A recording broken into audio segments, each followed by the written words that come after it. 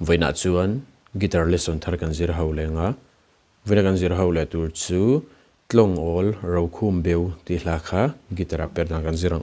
helai di in kan langa sanga ji niama e minor F sharp minor B minor chuan E hi kan hmang tel bawk hetiang kan stramang down down down up ti kha no chord kha da ve khan zela kalang khami strumming pattern na kha down down down up down down down up down na na na na na na na na na na na na na na na na na na na tikan kan stramang ala nang karon play milenga luk devini lo ngai thale don ya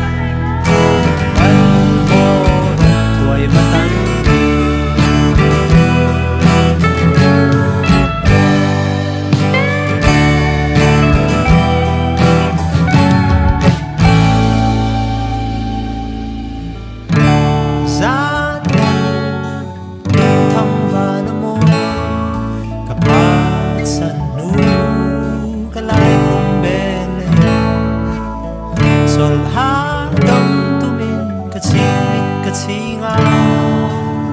Sintiana.